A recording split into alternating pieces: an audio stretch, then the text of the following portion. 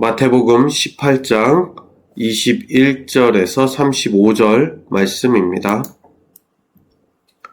그때에 베드로가 나아와 이르되 주여, 형제가 내게 죄를 범하면 몇 번이나 용서하여 주리이까? 7번까지 하오리이까? 예수께서 이르시되 내게 이르노니 7번뿐 아니라 7번을 70번까지라도 할지니라. 그러므로 천국은 그 종들과 결산하려 하던 어떤 임금과 같으니 결산할 때에 10,000달란트 빚진 자 하나를 데려오매 갚을 것이 없는지라. 주인이 명하여 그 몸과 아내와 자식들과 모든 소유를 다 팔아 갚게 하라 하니 그 종이 엎드려 절하며 이르되 내게 참으소서 다 갚으리이다 하거늘 그 종의 주인이 불쌍히 여겨 놓아 보내며 그 빚을 탕감하여 주었더니 그 종이 나가서 자기에게 100데나리온 빚진 동료 한 사람을 만나 붙들어 목을 잡고 이르되 빚을 갚으라 하매 그 동료가 엎드려 간구하여 이르되 나에게 참아 주소서 갚으리이다 하되 허락하지 아니하고 이에 가서 그가 빚을 갚도록 옥에 가두거늘 그 동료들이 그것을 보고 몹시 딱하게 여겨 주인에게 가서 그 일을 다 알리니 이에 주인이 그를 불러다가 말하되 악한 종아, 내가 빌기를 내가 내 빚을 전부 탕감하여 주었거늘 내가 너를 불쌍히 여김과 같이 너도 내 동료를 불쌍히 여김이 마땅하지 아니하냐 하고 주인이 노하여 그 빚을 다 갚도록 그를 옥졸들에게 넘기리니라. 너희가 각각 마음으로부터 형제를 용서하지 아니하면 나의 하늘 아버지께서도 너희에게 이와 같이 하시리라. 아멘. 오늘 말씀은 은혜를 기억할 때 용서할 수 있다 라는 말씀 가지고 나누겠습니다. 오늘 베드로가 예수님께 와서 질문을 합니다.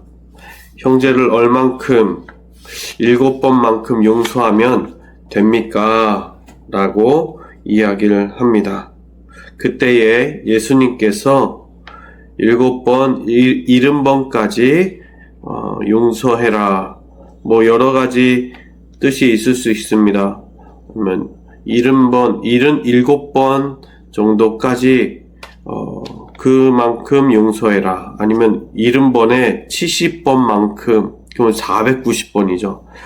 숫자가 굉장히 많이 늘어나는데, 어찌됐든 그 숫자, 77번이라도 그만큼 용서하는 것은 어떻게 보면 평생 그 사람의, 어떤 사람의 대상에 대해서 용서해라.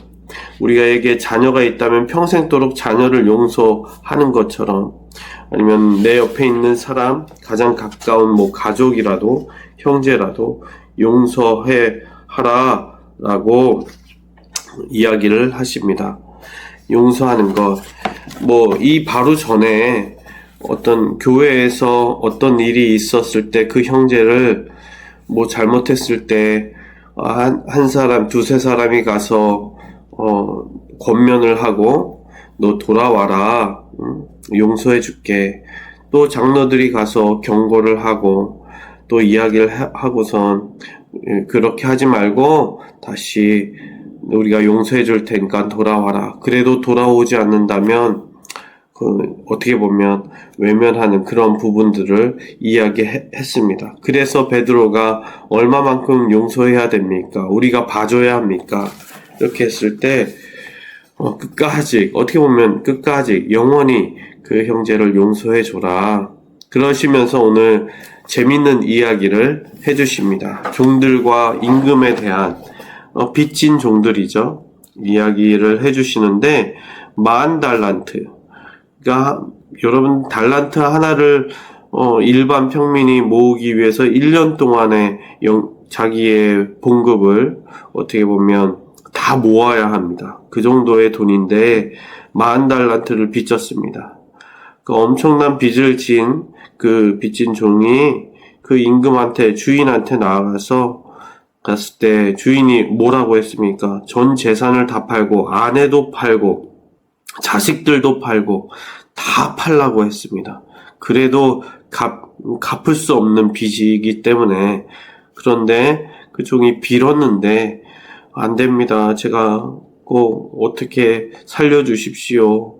갚겠습니다. 이랬을 때에 그 주인이 불쌍히 여기고, 그래, 너가 어떻게 갚겠니? 어떻게 다 자녀들까지, 아내까지 팔아서도 갚을 수 없겠지. 용서해 주겠다 하면서 탕감을 해줍니다. 40달란트를 탕감해 줍니다.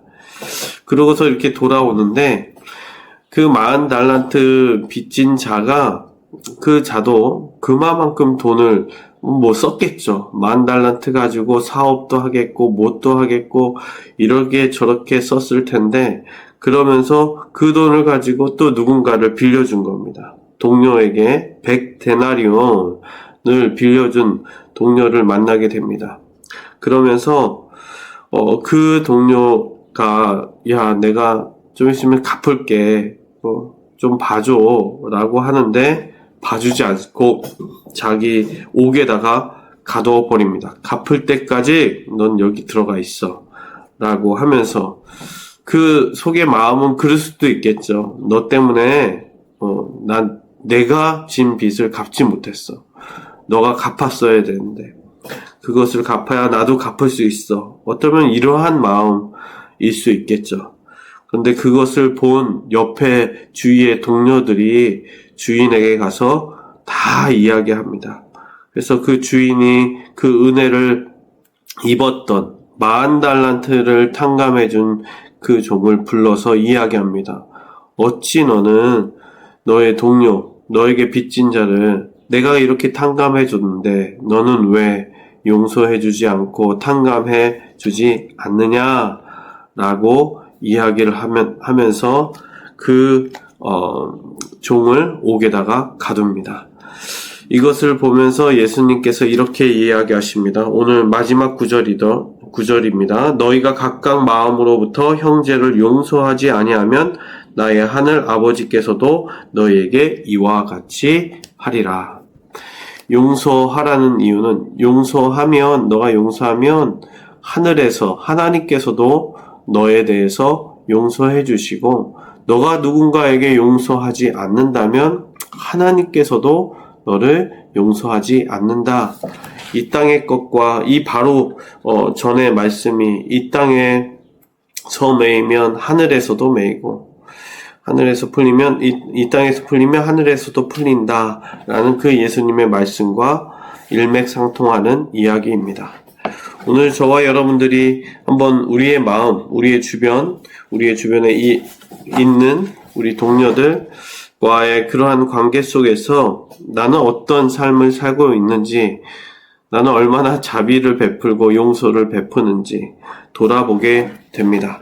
우리는 그럴 때가 있습니다. 어떤 남에게는 이렇게 잘하다가 가장 가까운 사람에게는 용서가 없고, 내 가족에게는 정말 냉정하고 더 화를 내고 이럴 때가 있는데, 우리 자신들을 돌아보면서 오늘도 주님, 나에게 자비를 베풀어 주셨던 그 주님처럼 오늘도 내가 용서해야 할 사람 끝까지 용서할 수 있는 그러한 은혜를 주시옵소서. 그런 마음을 주시옵소서. 오늘도 그렇게 조금씩 주님이 말씀하신 그 말씀대로 살아가시는 우리 성도님들 되시길 주님의 이름으로 축원합니다.